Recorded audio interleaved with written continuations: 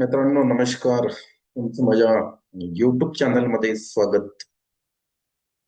आजच्या आपल्या या व्हिडिओच्या माध्यमातून आपल्याला ज्या काही महाराष्ट्रामध्ये अनुदान प्राप्त खाजगी शैक्षणिक संस्था आहेत त्यामधील शिक्षक भरती जे होते त्या शिक्षक भरतीच्या बाबतीत न्यायालयाने काय प्रश्न उपस्थित केलेले आहेत.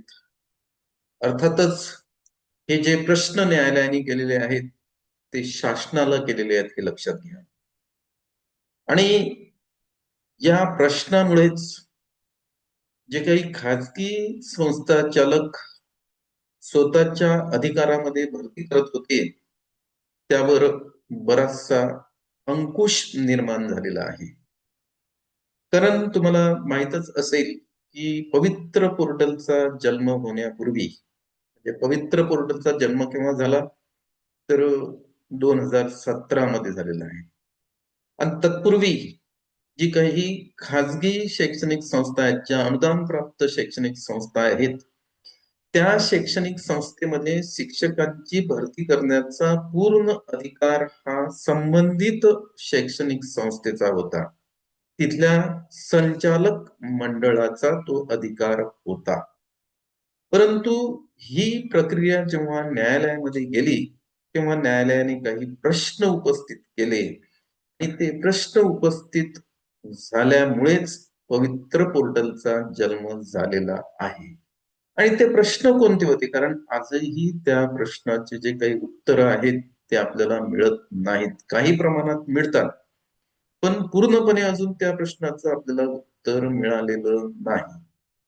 म्हणून न्यायालयाने स्पष्ट असं मत तिथं व्यक्त केलेलं आहे की तुम्ही खाजगी म्हणजे शासनाला म्हटलेलं आहे त्यांनी की तुम्ही खाजगी शैक्षणिक संस्थेला अनुदान देता.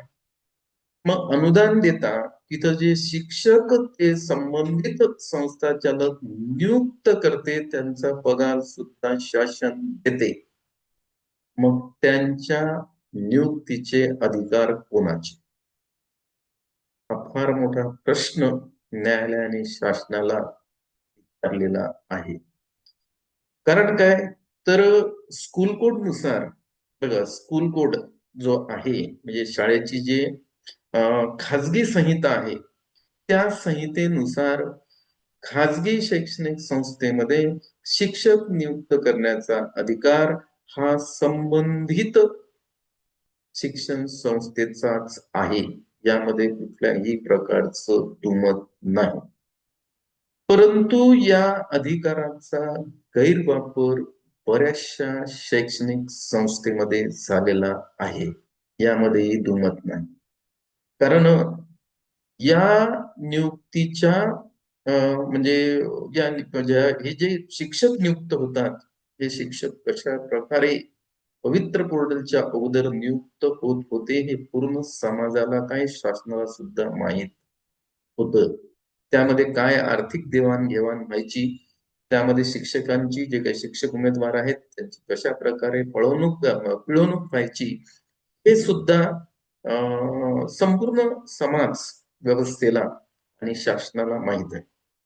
म्हणून या विरोधात जी काही याचिका दाखल झाली होती त्या याचिकेच्या विषयी काय सुनावणी झालेली आहे न्यायालयामध्ये आणि त्याविषयीचं न्यायालयाचं शासनाला काय सूचना आहेत त्याविषयीही न्यायालयाने काय प्रश्न उपस्थित केलेले आहेत. मित्र हे गंभीर प्रश्न आहेत.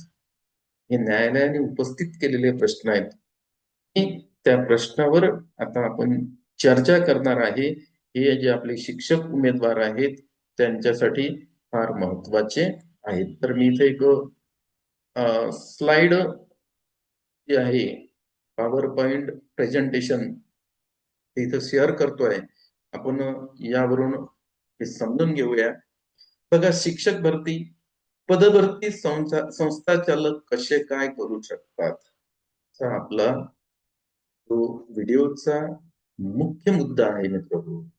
तो असा आहे की खाजगी संस्था चालक शिक्षकांची पदभरती कसे काय करू शकतात? हा जो प्रश्न आहे हा मी उपस्थित केलेला नाही, हा न्यायालयाने उपस्थित केलेला आहे. आणि हा जो प्रश्न आहे हा न्यायालयाने सरकारला विचारला. यापुढे सुद्धा काही प्रश्न आणखी न्यायालयाने सरकारला विचारलेले आहेत, शासनाला विचारलेले आहेत. त्यावर जे काही आहे ती शासनाची भूमिका काय आहे ते सुद्धा आपल्याला समजून घ्यायचं आहे. कशाच्या बाबतीत? तर अनुदान प्राप्त शैक्षणिक संस्थेमध्ये जे शिक्षकांची भरती होते त्या शिक्षक भरतीचे अधिकार हे शासनाचेच आहेत असं न्यायालयाचं म्हणणं आहे. ते संस्था चालकांचे अधिकार नाहीत. आणि ते शासनाचेच अधिकार का आहेत हे सुद्धा न्यायालयाने स्पष्ट केलेलं ते इथं आपल्याला जाणून घ्यायचं आहे. कारण मित्र हे का जाणून घ्यायचंय तुम्हाला सांगतो मी.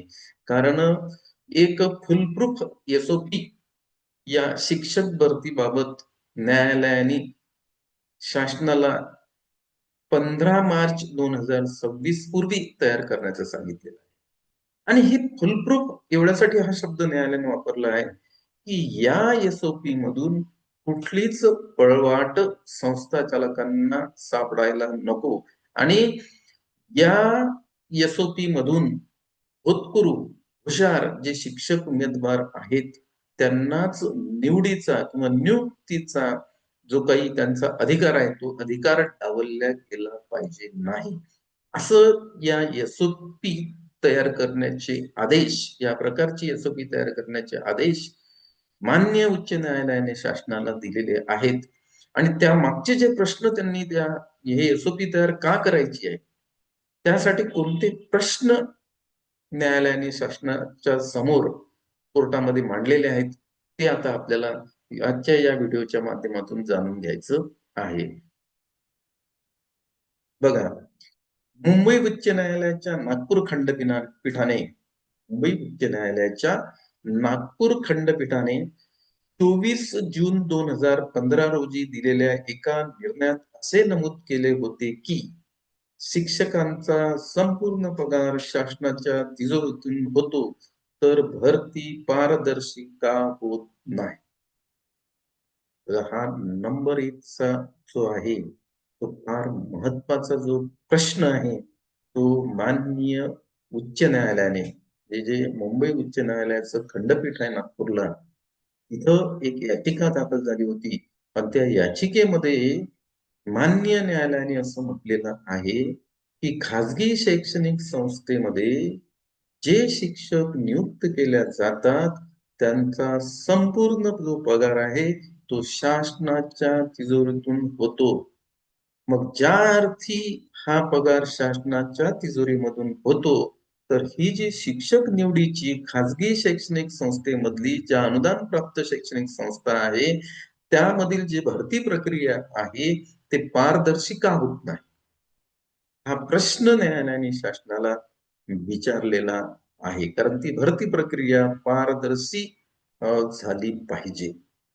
म्हणूनच आता जी एसओपी तयार होणार आहे, कारण याच्या अगोदरही पवित्र पोर्टल मार्फत खाजगी शैक्षणिक संस्थेमध्ये शिक्षक नियुक्त झाले परंतु त्याच्यामध्ये सुद्धा शासनाला अनियमितता आढळलेली आहे. कारण तिथं काय झालं तर तिथं काही शैक्षणिक संस्थेने मुलाखतीविना जाहिराती टाकल्या आणि काही शैक्षणिक संस्थेने मुलाखतीसह आणि मुलाखत हा शब्द घेतला की तिथं अनियमितता आढळते. तिथं होतकरू जे आपले शिक्षक उमेदवार आहेत, हुशार शिक्षक उमेदवार आहेत त्यांच्या बुद्धिमत्तेची किंमत होत नाही. कारण काय तर तिथं एका पोस्टसाठी 10 उमेदवार मुलाखतीसाठी एका पोस्टसाठी एका विषयाच्या पोस्टसाठी 10 उमेदवार मुलाखतीसाठी पाठवले जातात. आणि त्या 10 पैकी एक उमेदवार संबंधित शैक्षणिक संस्थेला निवडायचा आहे. याला मित्र सिलिंग जरूर लागलेलं आहे. म्हणजे अगोदर कसं होतं की नात्यातलाच घ्यायचा, जवळचाच घ्यायचा, काही त्याच्यात काहीतरी कुठंतरी म्हणजे त्याच्यामध्ये वेगवेगळे त्याच्यामध्ये भाग यायचे, आर्थिक देवाणघेवाण व्हायची त्याच्यामध्ये. आणि जे काही हुशार लोक होते आपले शिक्षक उमेदवार, त्यांना अजिबातच तिथं संधी मिळत नव्हती. ते जर नात्यात नसतील, काही कुठून संबंधित नसतील. परंतु आता त्याला एक मर्यादा आलेल्या आहेत त्यांना. कारण आता काय होते की पवित्र पोर्टलच्या मार्फत कॅटच्या गुणवत्तेनुसार 10 उमेदवार पाठवले आणि त्या 10 पैकी त्यांना एक घ्यावा लागतो. परंतु तिथेही सुद्धा या 10 मध्ये कॉम्पिटिशन निर्माण झाल्यामुळे त्या नियुक्तीमध्ये अनियमितता आढळून आलेली आहे. पण न्यायालयाचं असं म्हणणं आहे की त्यांचा पगार शासनाच्या तिजोरीतून होते. जी भरती प्रक्रिया आहे हे पारदर्शी का होत नाही, याच्यासाठी तुम्ही एक एसओपी तयार करा आणि त्या एसओपी मधून कुठलीच पळवाट निघली पाहिजे नाही. म्हणजे होऊ शकते की याच्या पुढच्या एसओपी मध्ये हे जे एकाच 10चं मुलाखतीचं प्रमाण होतं, ते एकास एक सुद्धा येऊ शकते. म्हणजे एका पोस्टसाठी टॅटच्या गुणवत्तेनुसार एकच उमेदवार पाठवला जाईल. त्याचं डॉक्युमेंट व्हेरिफिकेशन करा आणि त्याला जॉईन करा. म्हणजे तिथं कुठल्याच प्रकारची जे काही आर्थिक देवाणघेवाण होणार नाही, ती भरती पूर्ण पारदर्शक होणार आहे. म्हणून न्यायालयाने असं म्हटलंय की हा शासनाचा अधिकार आहे. शिक्षक नियुक्ती जे आहेत खाजगी शैक्षणिक संस्थेमध्ये तुम्ही त्यांचा पगार देता, त्यामुळे हा अधिकार तुमचा आहे, असं स्पष्ट न्यायालयाने म्हटलेलं आहे. पुढे बघा, पदभरती संस्थाचालक कसे काय करू शकतात? हा पुढचा प्रश्न त्यांनी उपस्थित केलेला आहे की खाजगी शैक्षणिक संस्थेमध्ये तुम्ही 100% अनुदान त्यांना देता, तुम्ही तिथल्या शिक्षकांचे पगार करता, मग ही भरती पारदर्शी व्हायला पाहिजे. ती पारदर्शी होत नाही. आणि मग हा पदभरती संस्थाचालक कसे काय करू शकतात, त्यांचा कसा काय अधिकार आहे? कारण पगार तर तुम्ही देता, मग अधिकार तुम्ही त्यांना कसा दिलेला आहे? हा सुद्धा एक प्रश्न माननीय न्यायालयाने, जे काही उच्च न्यायालयाचं नागपूर खंडपीठ आहे, तिथं शासनाला विचारलेलं आहे की पदभरती म्हणजे खाजगी शैक्षणिक संस्थांमध्ये शिक्षकाची पदभरती संस्थाचालक कसे काय करू शकतात, असा सुद्धा त्यांनी प्रश्न विचारलेला आहे. आणि या 2 प्रश्नाचं उत्तर म्हणजेच मित्र हो पवित्र. बघा. पण तरीही पवित्र पोर्टलमध्ये अनियमितता आढळलेली आहे. पुढे बघूया आपण. या 2 प्रश्नाचं उत्तर शासनाने काय दिलेलं आहे बघा. न्यायालयाच्या या निर्णयाच्या आधारे महाराष्ट्र राज्य शासनाने 12वी पर्यंत शिक्षकाची पारदर्शी भरती करण्यासाठी पोर्टल निर्माण केले. बघा, याच 2 प्रश्नाचं उत्तर म्हणून न्यायालयाच्या या निर्णयाच्या आधारे हाच धागा शासनाने पकडला. कारण संस्थाचालकांना त्यांनी सांगितलं की आम्हाला न्यायालयाने असे-असे प्रश्न विचारलेले आहेत. त्यामुळे आम्ही या निर्णयाचा धागा पकडून पवित्र पोर्टलची निर्मिती करतो आणि या पवित्र पोर्टल मार्फतच तुम्हाला शिक्षक घ्यावे लागतील. तुम्हाला खाजगीरित्या तुमच्या अधिकाराचा वापर करून आता शिक्षक भरती करता येणार नाही. हे स्पष्ट शासनाने केलेलं आहे. म्हणून इथं म्हटलेलं आहे त्यांनी की न्यायालयाच्या या निर्णयाच्या आधारे महाराष्ट्र राज्य शासनाने 12वी पर्यंत म्हणजे पहिलीपासून तर 12वी पहिल्या वर्गापासून ना तर 12वी पर्यंत शिक्षकाची जी भरती आहे ती पारदर्शी व्हावी यासाठी पवित्र पोर्टल निर्माण केलेले आहे. आणि या पवित्र पोर्टलनं बऱ्याच प्रमाणात जवळपास 70 ते 80% सिलिंग त्या भरतीवर आणलेलं आहे. म्हणजे एक ती भरती पारदर्शक झालेली आहे. परंतु त्याच्यामध्ये हा एकाच दराचं प्रमाण असल्यामुळे थोड्याफार प्रमाणात जे काही आर्थिक देवाणघेवाण, थोडीशी अनियमितता त्याच्यामध्ये आहे. तर ती आता नवीन एसओपी मध्ये काढल्या जाण्याची दाट शक्यता आहे. पवित्र पोर्टलमुळे 12वी पर्यंत शिकवणाऱ्या शिक्षकांची भरती पारदर्शक होते. त्यामुळे होतकरू उमेदवारांना न्याय मिळू लागला. आणि काही प्रमाणात ही जी भरती आहे, ती पारदर्शक पद्धतीने केल्या गेलेली आहे. आणि त्यामुळे जे काही आपले शिक्षक उमेदवार होतकरू आहेत, त्यांना न्याय मिळालेला आहे. असं म्हणजे महाराष्ट्र शासनाचा जो शालेय शिक्षण आणि क्रीडा विभाग आहे त्यांनी म्हटलेलं आहे. म्हणून तुम्हाला असं दिसेल की संस्थाचालक आजही त्यांचं असं म्हणणं आहे की हे पवित्र पोर्टल रद्द करा, हा आमचा अधिकार. पण आता शासन ऐकण्याच्या मनस्थितीमध्ये नाही. कारण याच्यावर न्यायालयामध्ये भरपूर चर्चा झालेली आहे. न्यायालयाने बरेचसे याच्यावर या खाजगी शैक्षणिक संस्थांमध्ये जे शिक्षक भरती होते त्यावर ताशेरे ओढलेले आहेत आणि या सर्व प्रश्नांचा म्हणजे शासनाने अवलोकन करून पवित्र पोर्टल जन्माला घातलेले आहे.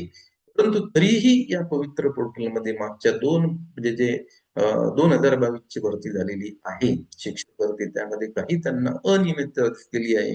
बऱ्याचशा शिक्षक उमेदवारांच्या तिथं तक्रारी आलेल्या आहेत आणि या तक्रारीची दखल घेऊन कोर्टाने पुन्हा सांगितलेलं आहे की तुम्ही आता एक फुलप्रूफ एसओपी बनवा आणि ती एसओपी कोर्टाला 15 मार्च 2026 पर्यंत शासनाला सादर करायची आहे. आणि त्यानंतरच ती एसओपी पूर्ण झाल्यानंतर ती कंप्लीट तयार झाल्यानंतरच आता पवित्र पोर्टल मार्फत पुढील शिक्षक भरती.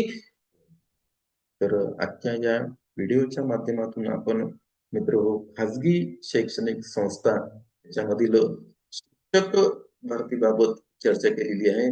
माननीय न्यायालयाने असं म्हटलेलं आहे की खाजगी शैक्षणिक संस्थेमध्ये जे अनुदान प्राप्त शैक्षणिक संस्था आहे त्यामधील शिक्षकांच्या भरतीचा अधिकार हा शासनाचाच आहे, हे इथं उल्लेखनीय.